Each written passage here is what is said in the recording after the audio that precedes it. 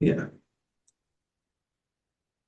And to welcome our guest for the day today, a bit about her background before she dives into a session which is, we are all eagerly waiting for.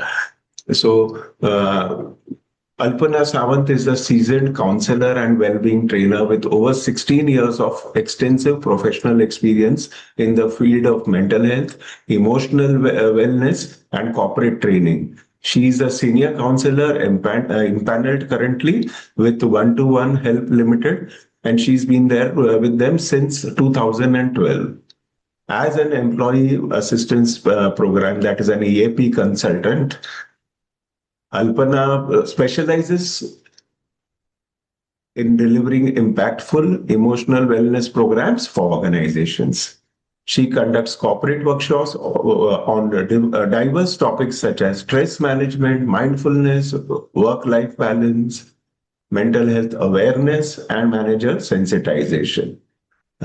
Thank you so much for making time for this session. And I'm sure that the audience is eagerly looking forward to the thoughts that you would have to share with them, coming in from your vast experience, both from the mental health professional field as your training in that field, your experience as a as a counselor, one-on-one counselor, and also your corporate experience. So there, it's an interesting intersection which would add a lot of value to the challenges people from our community face related to the careers and well-being in their jobs at workplaces. Yeah, over to you, Alpana. Yeah, thank you so much, Vijayji, for the introduction and your generous words, and yeah, Ashish as well. So I first of all want to thank you both for giving me this opportunity to be a part of this community and this session. So I would, rather than considering myself as a guest, I would like to consider myself as a part of the community because, really, when I talk about being a mental health, professional, I think about myself less as an expert and more as somebody who has, gained experience through my work, through, people around me also in my personal life. Because I believe, mental health or emotional health or psychological health, it is something that affects all of us, right? So I don't so much, really believe in the diagnosis part of it. And, I just believe that, mental health is a journey and we all have our ups and downs. We all have our struggles. So I very much feel like we are all, at the same level as such. I can today share some of my experience from the field, from whatever, I have learned over the years. But I would definitely like to keep the session interactive and participative. So I would, want to welcome all the participants who have joined in. And thank you for your time on a Saturday morning. Of course, it's a long weekend. Vijay ji just reminded me that it's Holi is coming up. So it's a long weekend. So we appreciate the time that you're taking out for this session. And, like I said, I really look forward to your participation. I don't want this to be a lecture or one way kind of a communication. And I want to keep this very practical, right? So please do feel free to contribute during the session at different points. I'll ask you to share your thoughts, your responses. So, I highly encourage your participation.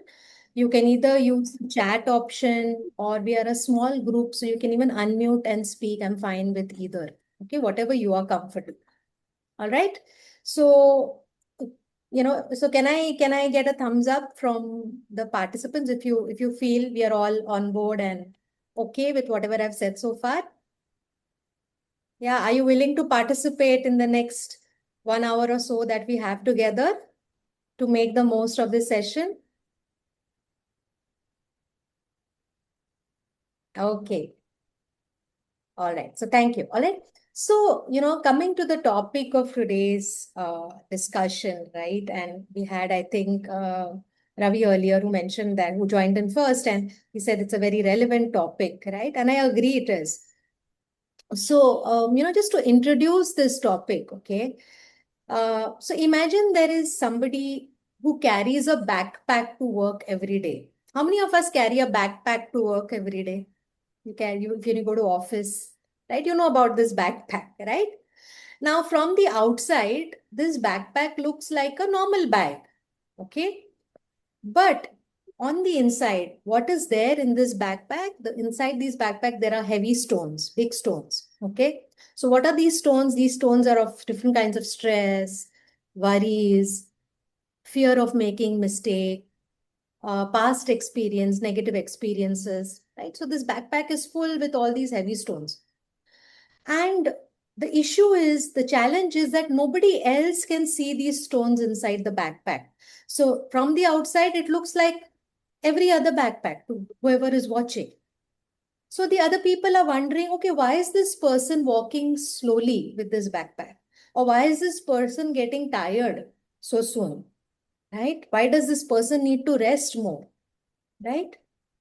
So what happens is, many people who live with any kind of stress or anxiety or mental health challenges, it's like we are carrying this invisible backpack.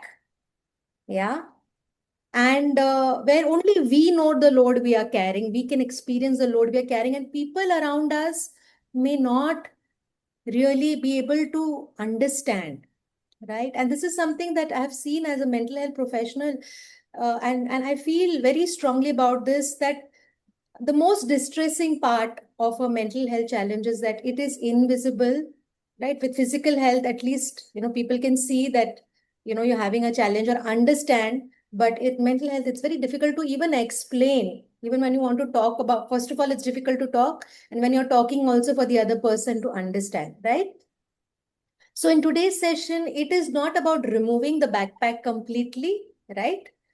It's about learning how we can make this backpack lighter, okay? Or how we can carry it in a way that doesn't hurt our back or our shoulders, okay? So in our session today, what are we going to be talking about? We're going to be talking about understanding a coping mechanism. So first of all, how I can understand early signs of stress, how I can understand my personal triggers of stress, what are some quick calming tools I can use, okay? And overall, what is the strategy that I can follow? So let's dive into the session, okay? And at the outset, I want to do a quick check-in, okay? Now, since we are going to be talking about coping with stress, I want to do a check-in and ask you, how stressed have you been feeling lately at work? And I understand some of us are in between, are in transition between jobs. So it's okay. I'm just generally asking you, how stressed have you been feeling, especially when you think anything related to work or getting a job or not having a job, right? So it is the scale, the rating I want you to do is between 1 to 5. 1 is calm and 5 is feeling extremely stressed. Okay. And, you can post your response in the chat. There is no right or wrong answer. Remember, this is just information. It is not an evaluation. Okay. All right. So thank you everyone for your responses. Okay. So we have participants have said 4, 3, 5. Okay. Great. All right. So now, whatever number you have chosen is completely okay, right? Because 1 means I'm calm most of the time. 5 means I'm extremely stressed most of the time. So whatever number you've chosen is fine, as you've honestly answered. Because today's session is helping to move that number one step towards calm. So if I'm at 5, can I at least go to 4? If I'm at 4, can I at least go to 3? Right? So we are talking about some very small changes. We're talking about small steps. I'm not saying at the end of the session, you should expect, or I expect that you will be completely stress-free or anxiety-free, right? That's not the idea. Okay. Okay, now, so let's go forward and let's talk a little bit about what is stress and what is anxiety. First, let's talk about what is stress. Okay, when we hear this word stress, and this is something everybody is talking about. So what is stress according to you? Of course, it's mentioned on the slide, but I want you to give your response. What do you understand by stress? And is stress bad, you think? We talk about stress management, right? So are we saying stress is bad? It's about, to me, stress is my sense of inadequacy in dealing with the situation, Okay. Okay, okay. Right? Stress. Okay, thank you, Vijayji. So stress is my inadequacy to deal with a situation. So let's try and understand. All the responses are, valid responses. Let's try and understand a little bit in a more refined way. So what is stress? Stress is basically a natural response. Okay, it's our body's natural response to any kind of pressure or demand. Okay. So it is not always bad. So I don't know how many of you have seen the stress curve, right? The bell curve, right? To explain that, I want to say, I'll give you an example of salt and food. Okay. What would happen if there is no salt in the food you eat? How would the food be? Insipid, tasteless. Yeah. Tasteless, bland. You won't feel Yeah. like eating it. What will happen if there is too much salt in your food?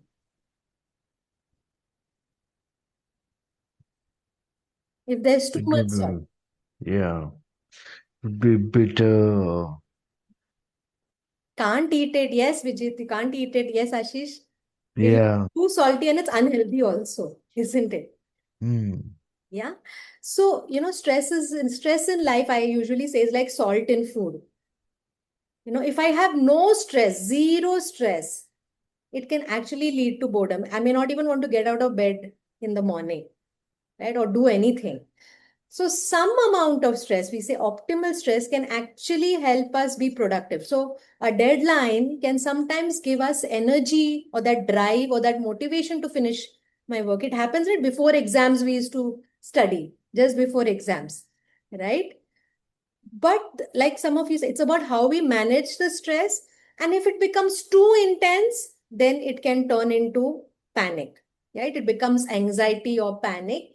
So the goal today is to understand that the stress itself is not bad. We don't want to completely eliminate stress, right? That's actually impossible. But the goal is to see how we can keep it in the middle, in the productive zone, which actually helps us and it doesn't hurt us.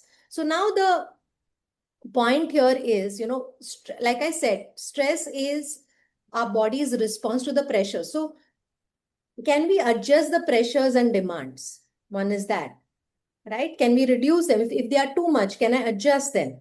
Or can I increase my personal resources to meet those demands? In one or the two ways we can. Because like Vijayji said, it is my inadequacy. I feel my perceived inadequacy to deal with the situation. I would use the word perceived because I don't even know whether it's actually inadequacy or only I'm thinking I'm inadequate, right? So can I improve my ability, my capacity to deal with the pressures, or can I reduce these demands and pressures? So we are going to be talking about different coping mechanisms so that we can, keep stress in that optimal level. What is anxiety? How is anxiety different from stress? Anxiety is basically future based, always. Stress is usually about what's happening in the present. Okay, it's about a present threat. So there's a dog barking at me right now. It is natural for me to feel stressed. Okay, and it's actually useful because then my body will do, we call the fight or flight response. Somebody said cortisol, right? The brain releases cortisol, which is like an alarm system, right? So it will tell me that, okay, you need to do something. There's a dog barking at you, or there is a dog, running towards you. So you have to either run or you have to do something to protect yourself. Right? That's a present situation. Anxiety is about future, thinking about what might happen, right? So there is no dog around. Okay, there is no dog, forget dog barking at me. There's no dog around at all. And I'm imagining, what if I go down? And what if there is a dog? And what if it starts barking at me? And what if it starts chasing me? And what if it bites me? Right? So it's about future. right? Anxiety is about the future. It's not the present. It's about what can happen in the future.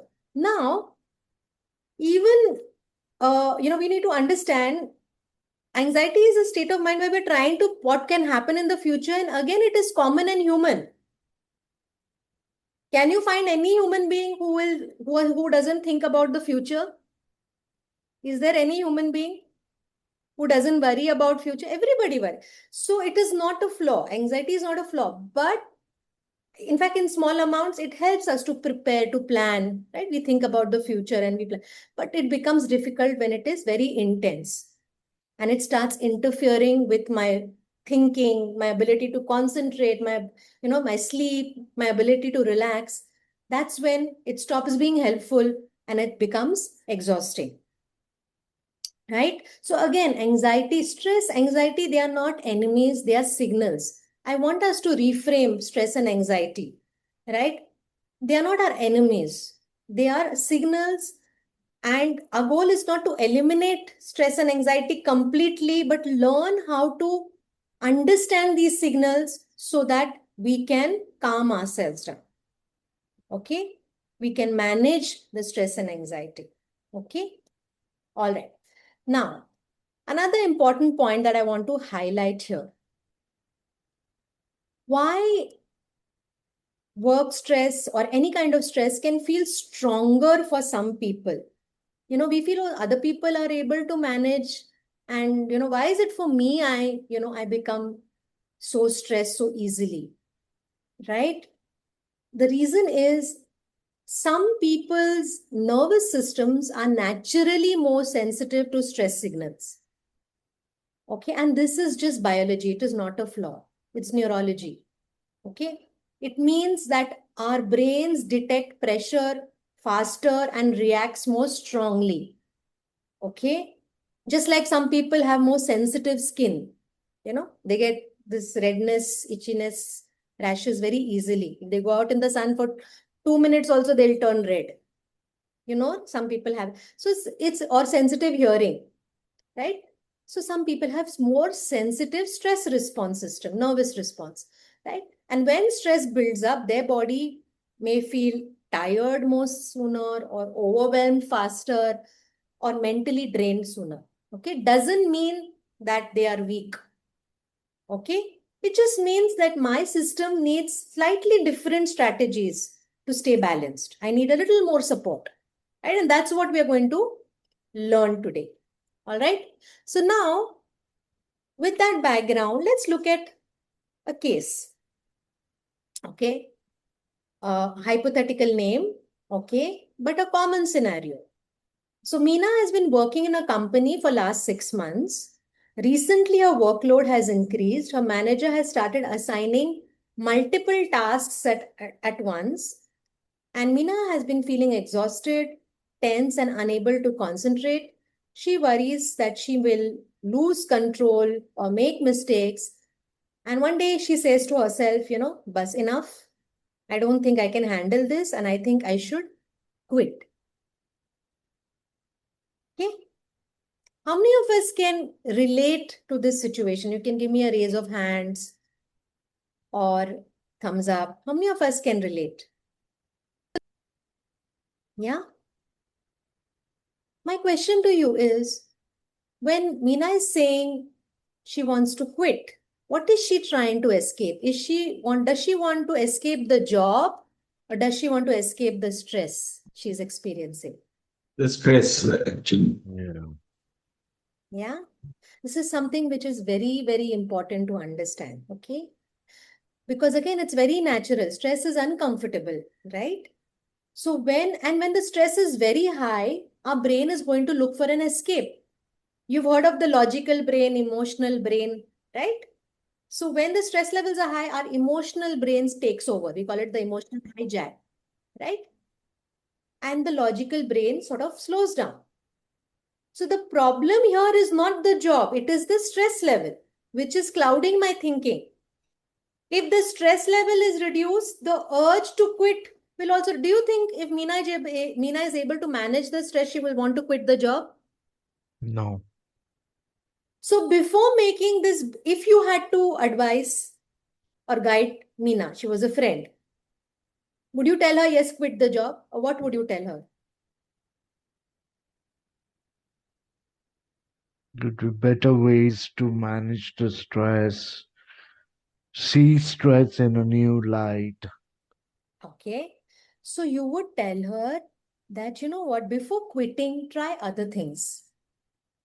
Try smaller changes. And we are going to be talking about those changes. Simple thing like asking for support or adjusting my workload or taking breaks, right?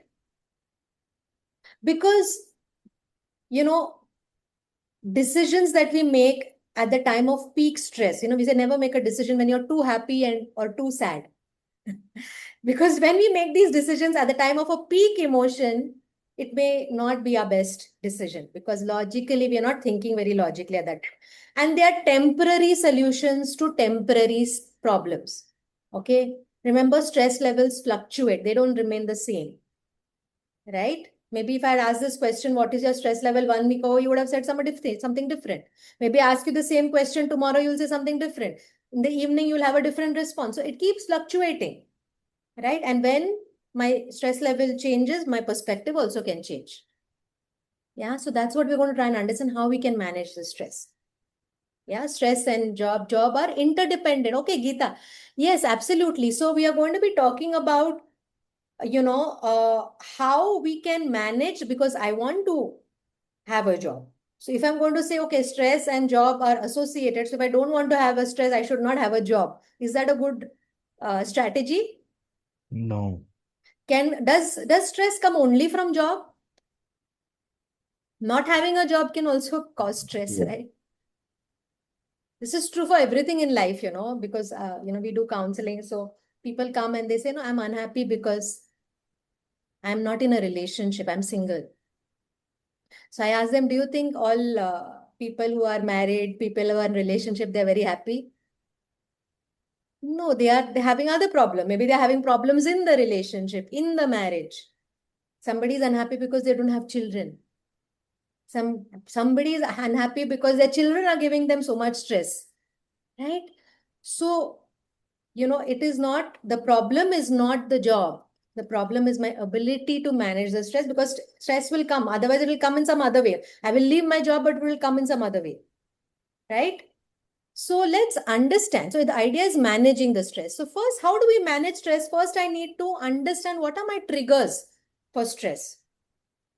So let me ask you, what are some common triggers, work-related triggers? We say, okay, stress comes because of job. So what are the triggers at work that cause stress? Can increase stress rather. You can use the chat or you can unmute and speak. I think unclear instructions. Unclear instructions, yes. Very vague and confusing. Workload, absolutely. What else? Unrealistic expectations out of me. Unrealistic expectations out of me. Okay, somebody's expecting too much from me. Temperature, yes, the environment, clutter, relationships, bosses' behavior. We're going to be talking about that, okay? People's attitude and behavior towards me, toxic colleagues, okay? Conflicts at workplace, right?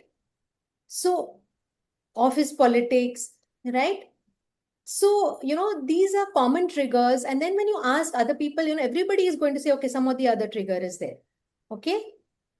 So different people react to different things. One person may feel fine with deadlines, but may find noise very stressful. Another person may be okay with noise, but may feel very anxious if instructions are unclear. So triggers are not sign of weakness. They are signals. They are your cues. They are clues. Right? It's from your system. It's coming from your nervous system about what feels demanding, what feels overwhelming. So I want you to identify what is that was one or two top triggers that actually contribute to stress. For me, because it can be different for different people. It doesn't have to be the same. Okay, this is very important. Identify what is your trigger. Okay, the goal to manage stress is first to identify your trigger so that you can prepare for them and respond sooner. We cannot eliminate can we eliminate office politics? No. Can we eliminate toxic colleagues or a toxic boss or change boss's behavior? We wish. But, you know, we have to focus on what we can. One principle of stress management is focus on what you can control.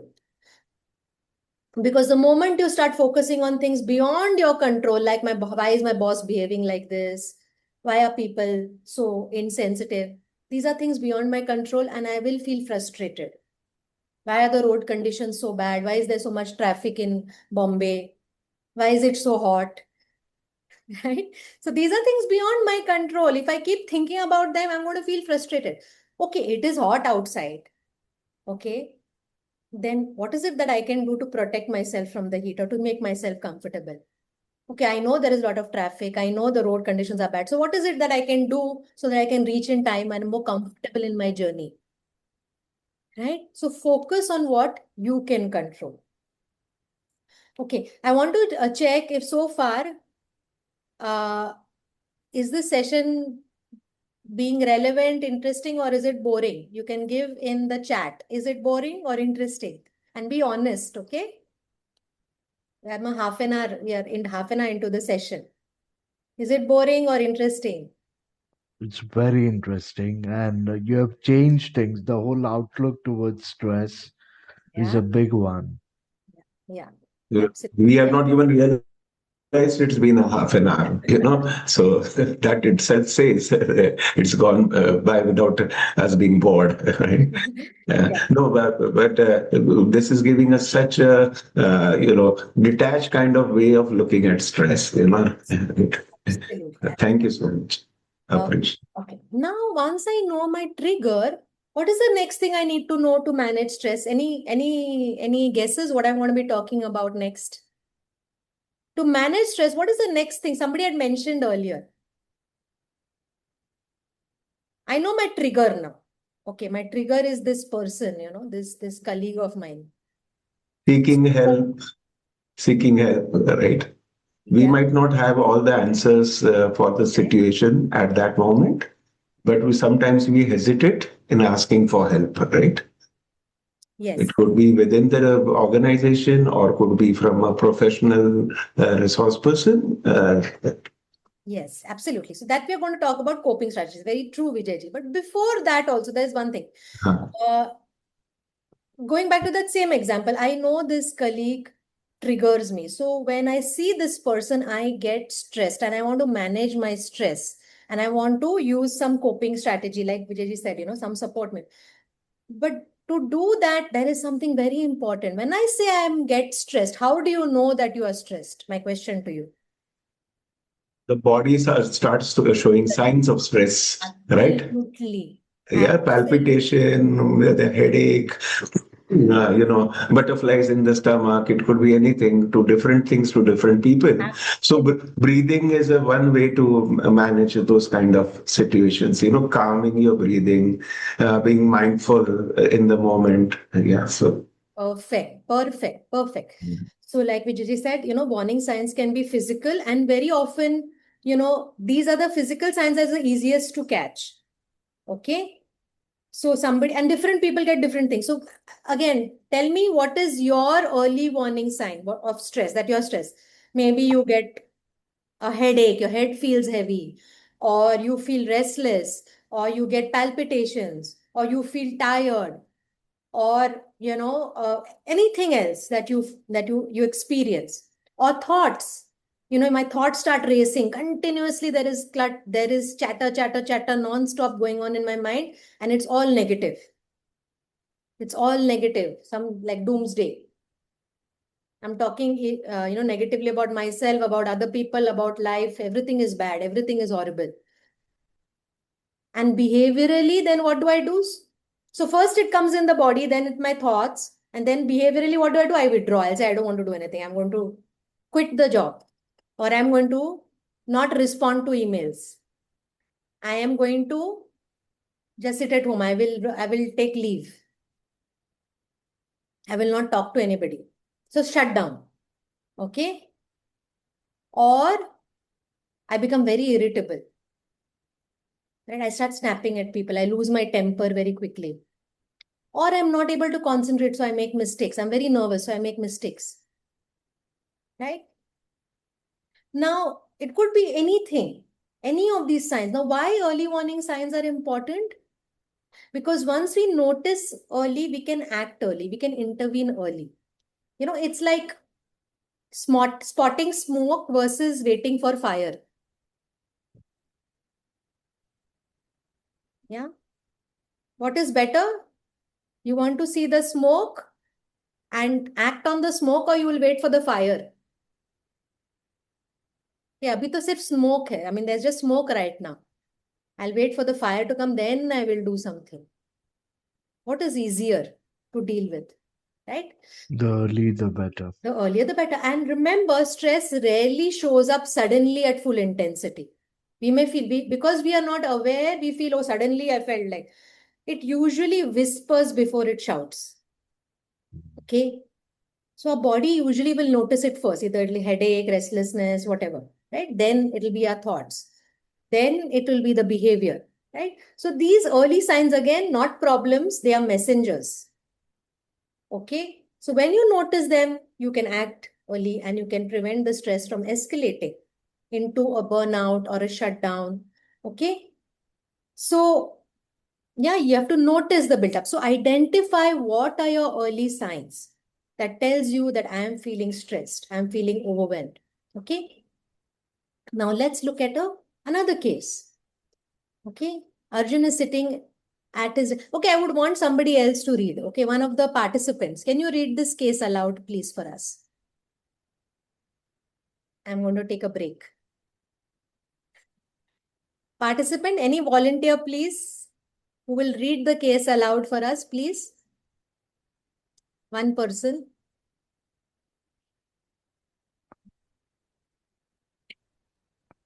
Who's going to read the case? Can I? Yes, please. Arjun is sitting at his desk when suddenly his heart starts racing. His chest feels tight, hands tremble, and he feels like he can't breathe properly. His thoughts spiral. Something is wrong. I'm going to faint. Everyone will notice. The office noise feels louder. Lights feel brighter, and he feels an urge to run out immediately. He realizes she might be having a panic attack. He realizes he might be having a panic attack, but isn't sure what to do in that moment.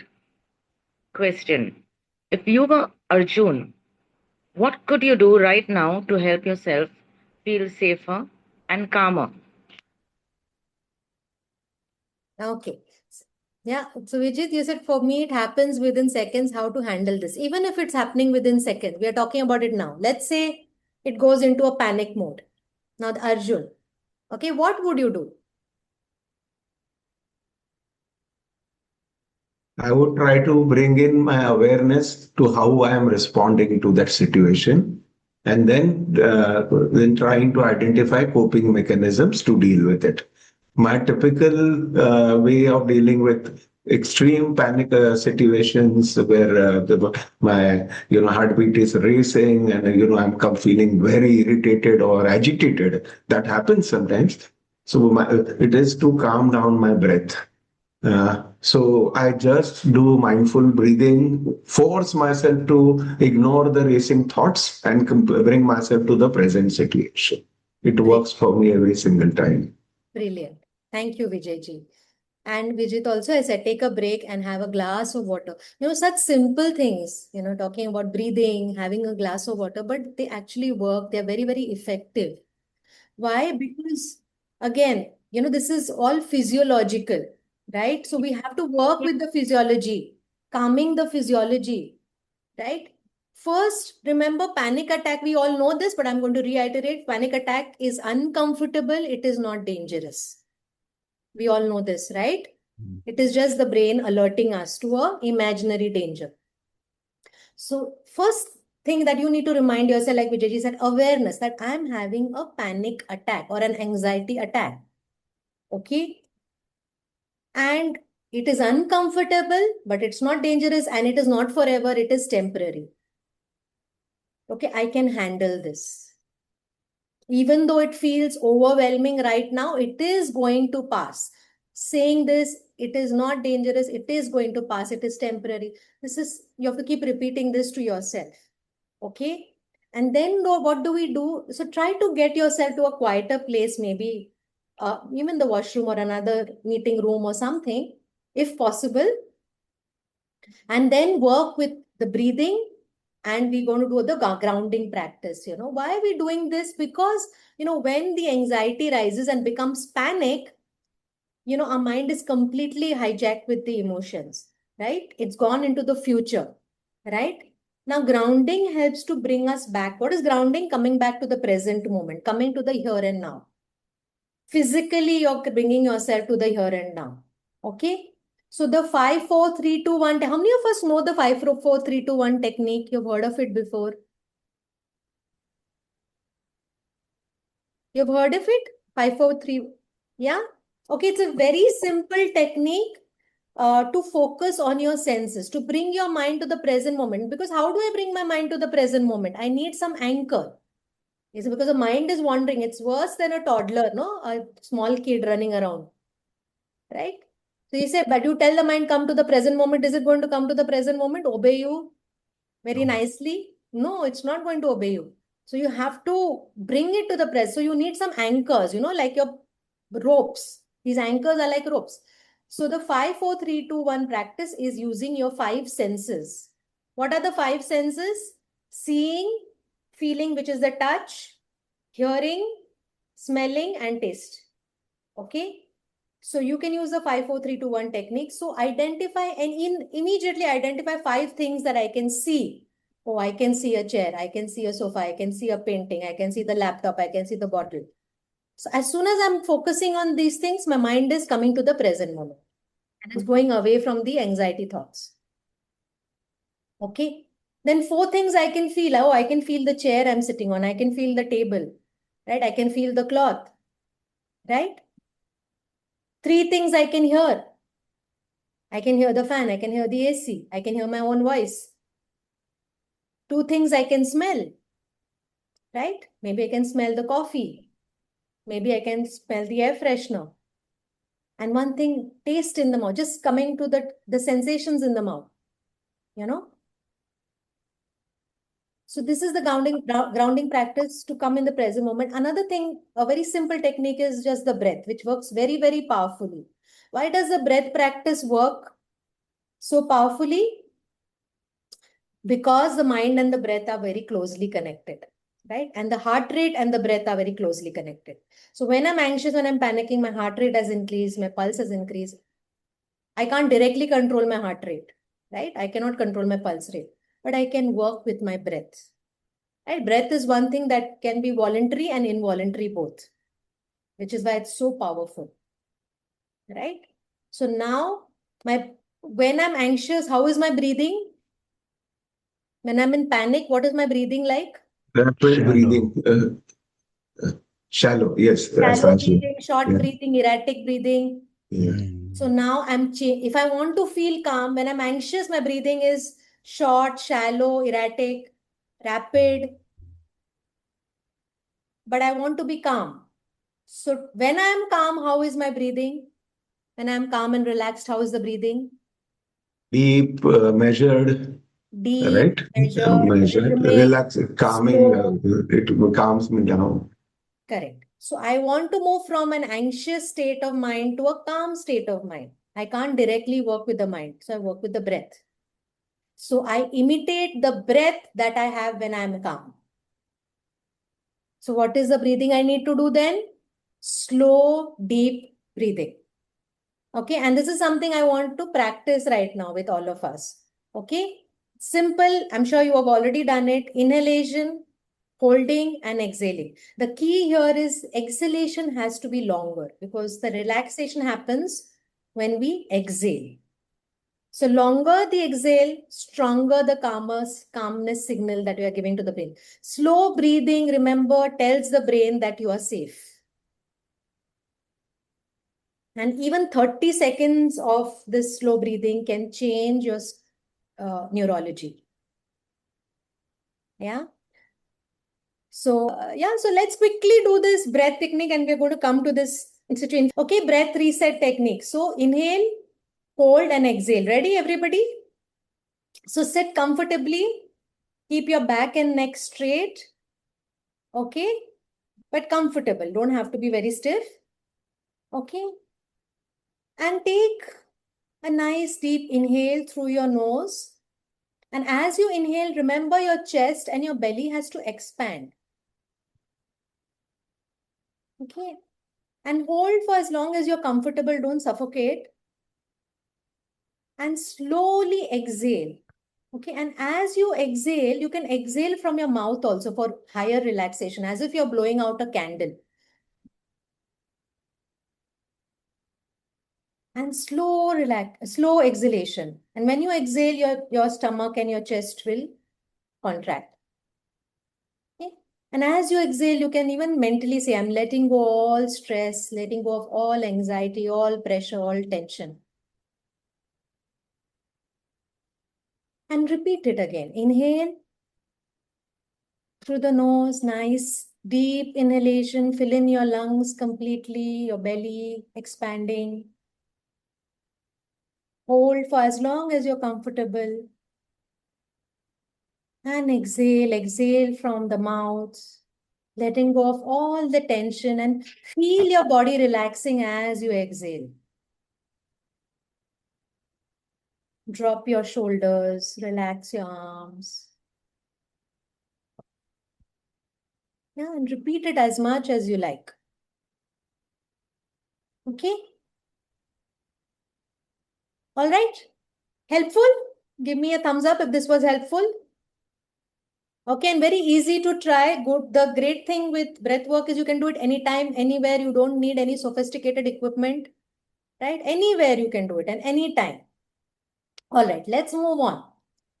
Okay, let's look at a couple of more scenarios. Workplace, right? So Ashok notices that his manager checks his work more often than others and points out small mistakes in team meetings. Ashok had taken medical leave for his mental health. Now he worries, my manager, she must think I'm weak. She's watching only me. Meaning my manager must be thinking I'm weak and she's only watching me. Okay. Second scenario. Hinal is very sincere and dedicated to her work. Although she puts in her best effort, she often feels she is not good enough because she recently went through an episode of acute depression and anxiety. She fears having another breakdown and losing her job.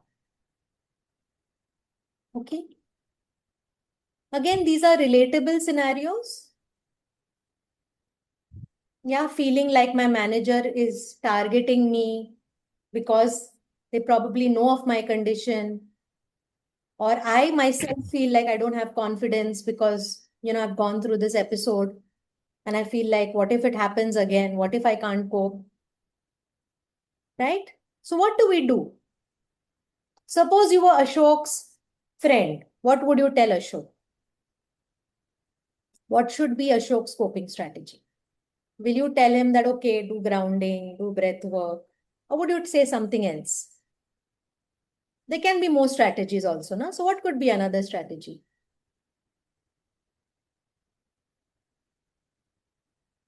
Ashok is thinking, oh, my manager must be thinking I'm weak. She's only watching me. She's targeting me. She's harassing me. So what would you tell Ashok? Hinal is thinking I'm not good enough. What if I have this episode again? So what is happening here? So What is the problem? these are the things they are imagining without actually any evidence of this, this being the fact. So they can clarify their doubts by having an open conversation with the manager in the first case, for instance, right? Absolutely. Right? Absolutely. So there are more than one ways. Okay. In these two cases, of course, they can talk to the manager. We are going to be that's a very, very important coping, right? So Yeah. that you can use it anytime. Okay. But here in these two cases, what's happening? It's their thoughts Yeah. that are causing maximum stress to them. Right? So like Vijayji said, first of all, I have to check whether this thought is a fact or it's just a feeling. Yeah. Most of the time, it is only my feeling. Right? Of course, it can be a fact also. We'll talk about that. But first, let's say that, because what happens is when I'm very stressed, my thoughts become extreme. Everybody always targets me only. Life is unfair to me. I will never succeed. So using words like always, never, cannot, failing, disaster. And so stress speaks in these kind of exaggerated language. So you have to remind yourself that my thoughts are not facts. Just because I'm having a negative thought that I am a failure doesn't mean that it's a fact. It is just my stress talking, exaggeration, exaggerating, right? So what can I do? What could be better? So if I'm having such extreme thoughts, people are targeting me, people are harassing me, or I am not good enough, and that is causing me stress, and I don't want to be stressed, what do I have to do? I have to change my thoughts. I have to have different thoughts, right? So again, example I give is, watching a movie. If you're going to watch a tragedy movie, how are you going to feel? Sad, of course. If you're going to watch a horror movie, how are you going to feel? Scared. Scared. If you're going to watch a comedy movie, how are you going to feel? Happy. So you decide how you want to feel. If you want to feel scared, you can watch the horror movie. If you want to feel sad, you can watch the tragedy movie. And if you want to feel happy, you can watch the comedy movie. So thoughts, of course, you will say that, yeah, it's easier to choose the movie, but it's not easy to choose the thought. Same thing. But yes, it is difficult, but it can be done with practice. Awareness is the key. So writing down also, when I'm feeling stressed, I can write down my extreme thoughts that I'm having. Gives me more clarity. And then very effective technique, what would you tell a friend? Because whenever I asked you, what would you tell Ashok? What would you tell Meena? What would you tell Hinal? Everybody had great answers. Isn't it? Because that time we are thinking from a neutral perspective. My logical brain is thinking. So I have good answers. So what would I tell my friend? Yeah, my friend is saying that my manager is harassing me, my manager is targeting me, my manager thinks I'm useless, and everybody else also thinks I'm useless, I'm no good, and everybody is making fun of me. What would I tell my friend?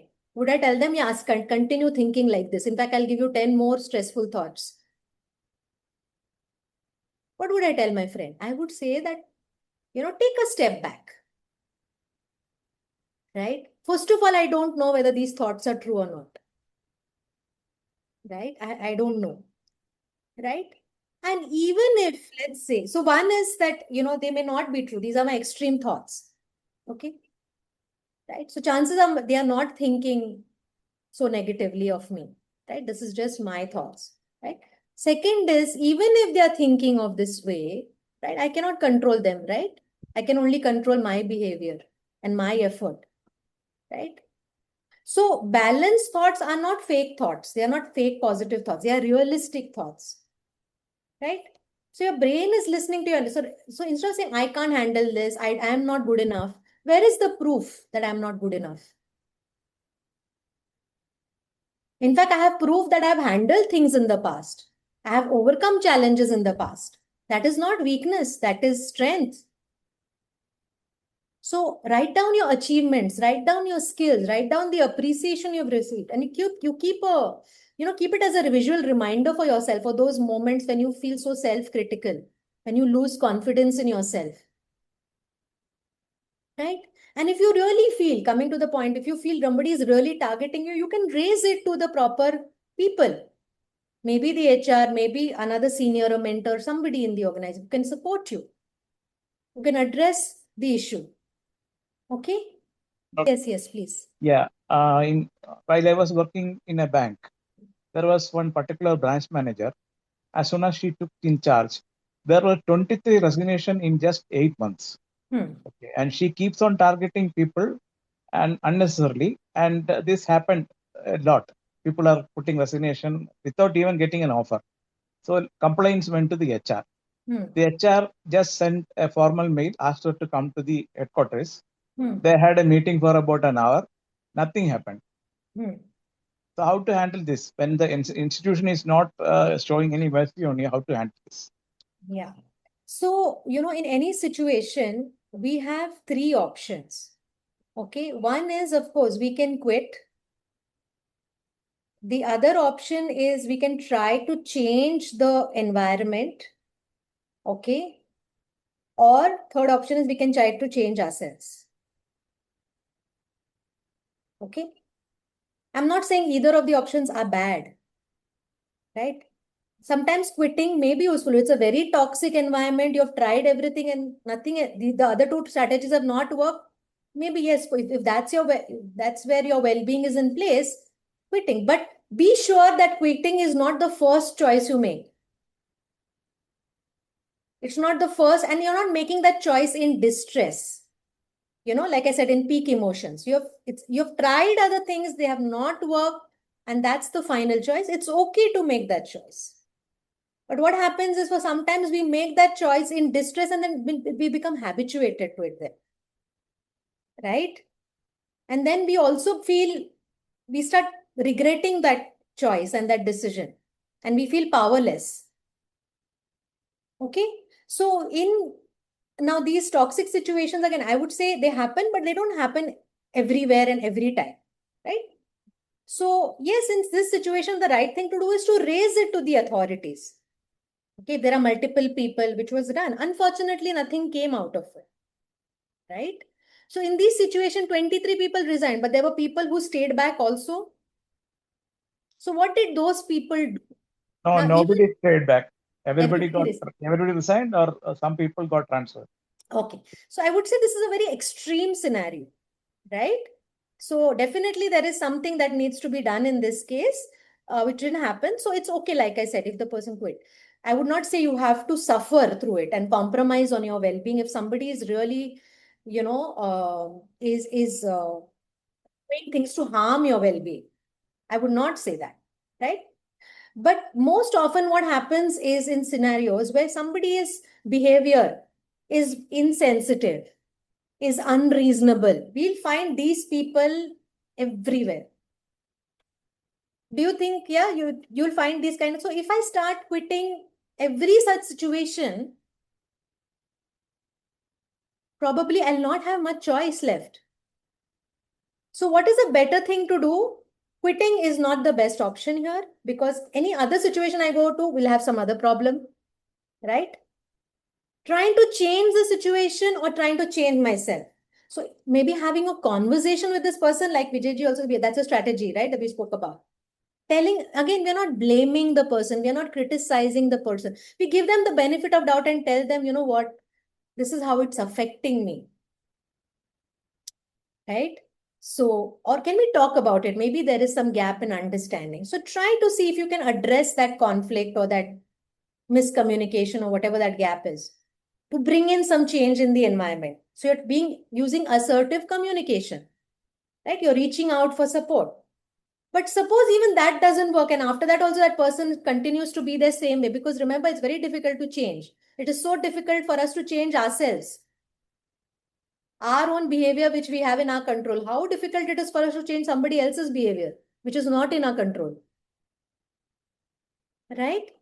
So then what do? We have to change our mindset and try to protect ourselves that this is a temporary situation. See, work is part of my life. It's not my whole life. Okay. And my boss or my colleague of mine is a very small subset of my work. Right? So percentage-wise, what percentage does this person occupy in my whole life? Maybe 5%. And what importance I'm giving them? 500%. So focus on other things in my life which are going well, or, tell myself that it's not worth spoiling my peace because of this person's unreasonable behavior. Why should I punish myself because of their behavior, their wrong behavior? It is not that easy, especially when you spend nearly 10 to 12 hours a day for 6 days a week. How can you avoid that? Yeah, it is not easy. Very right. Nobody's saying it's easy. But the choice is, do we suffer? Because the other person is not going to change, the environment is not going to necessarily, or wait for an ideal environment. Yeah. So that question is, so I don't want to suffer, right? If people are going to be insensitive, unreasonable, not compassionate, not supportive, does that mean I should suffer? No, I don't want to suffer. I wish they change, but they may not, like you rightly said. So how can I protect myself? I go back to that same example. There is strong heat. I think you said you're in Kerala, right? Yeah. So let's say it's very hot or it's raining. So what I cannot control the weather, but I can protect myself. What can I do to protect myself? That's the thing we're talking about. What is it that I can do to protect myself in this situation? My peace of mind, my well-being. Okay. I worked in United Arab Emirates in Abu Dhabi in hot desert climate. Sometimes it reaches 55 degrees and Right. sometimes 60. So there is no control over the climate. And my medicine, I was having medication. The medication was not effective because of the extreme heat and severe loss of water from the body. Right. Correct. So we cannot control the weather. So what was in our control? What was in your control at that time? Nothing. I had to resign. Okay. So you resigned and then you came back to India. Yeah. Now I am searching for some office job. Okay, fine. So sometimes if you feel that situation is not work, people quit, right? Like I said, if you feel you've tried everything and it's not working, your health and your well-being is the number one priority. If you feel that, that is getting compromised, it's not worth it. But then we don't have regrets. Then we don't have that bitterness also. Okay. For whatever reasons, my personal reasons, I quit and it's okay. I have learned some lessons. Now I know better. Probably this environment doesn't suit me. So I will not choose that environment again. That is also wisdom, right? So, so we are learning. The idea is we learn to cope, right? So that was also coping. Quitting was a way of coping for you. It was an informed decision that you made. Right? Maybe you spoke to your doctor about changing the medication or, the dosage or whatever. And that also did not work. Right? Any other lifestyle management did not work. And then finally you had to make a decision to quit the job to protect your well-being, which is fine. Okay, now just let's continue to just in interest of time. Okay, so the thought calming and this micro break. Sometimes, even thought calming may be very difficult when you're in very, very, very agitated, feeling upset. So just physically doing something, right? So it could be deep breathing and you can do multiple things, right? So you're stretching and then you're doing deep breathing, or you're having a glass of water and you're taking a walk, right? So these are 2-minute resets. Remember these breaks, it's not laziness. It's like maintenance, brain maintenance, right? When we talk about stress, and when should you take these breaks? Again, the question is, should you take when you're at the moment of having a panic? No, you have to take them regularly because, stress builds up like a pressure in a cooker, the pressure cooker, right? So we have these small releases that happen to prevent an explosion. If you stop that release, it's going to explode. So you don't need to take very long breaks. 2-minute breaks also can reset your nervous system. Taking these micro breaks actually from time to time can help you improve your focus and your concentration and even emotional regulation. So try to do this. Don't wait to feel exhausted or to feel drained or to feel, feel upset or feel anxious and nervous. Okay?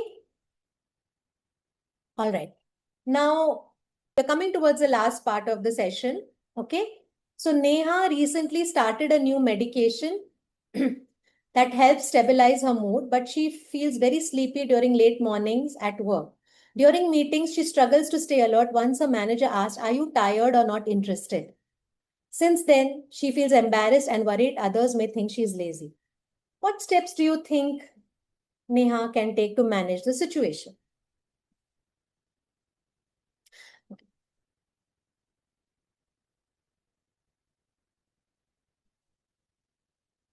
I went through the similar situation when I started taking the medication. The morning tablet made me feel sleepy. And since I had to drive about 2.5 hours in high-speed motorway, this was very risky. Even I nearly had a crash 2 times. So I spoke to the doctor, and he refused to change the medication. So what I did, I tried to wake up early, have something light to eat. Then I will take the tablet. Then I will sleep for 1 hour or 1.5 hours, so that I will get rid of this dizziness. This is what I tried, and it worked for me. Excellent, excellent, great, Vijay. So, this is very, very important, right? So this medication, making us drowsy, it's a very genuine problem, right? Now, what is it that we need to do? The idea is, of course, I'm not going to stop medication on my own or change the dosage on my own, right? I'm not going to harm my health, right?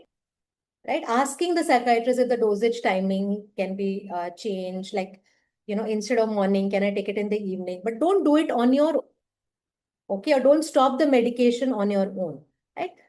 A good strategy is like he decided, okay, I will take the medicine and then take a nap after for some time, and that worked.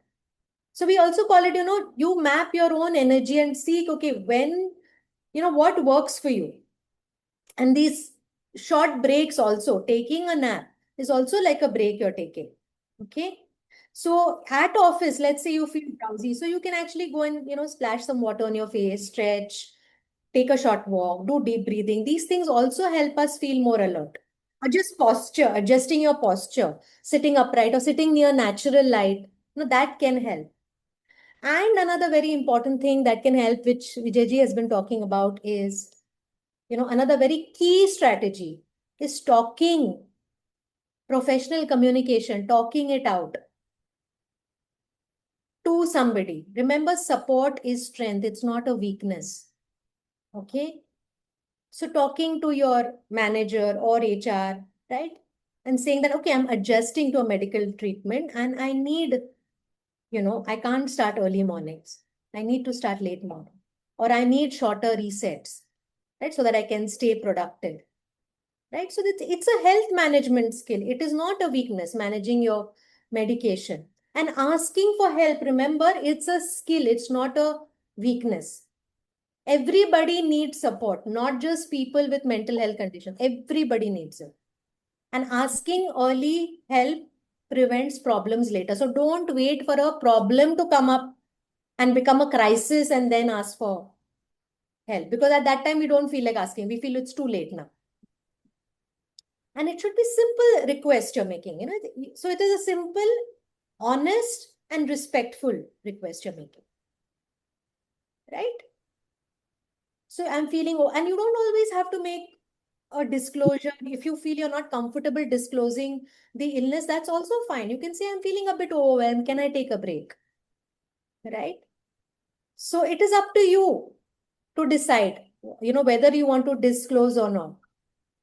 Or can you explain this again to me? I'm having difficulty in following the instructions. Sometimes people giving multiple instructions. Okay, can you give, send it on an email, or can I write it down?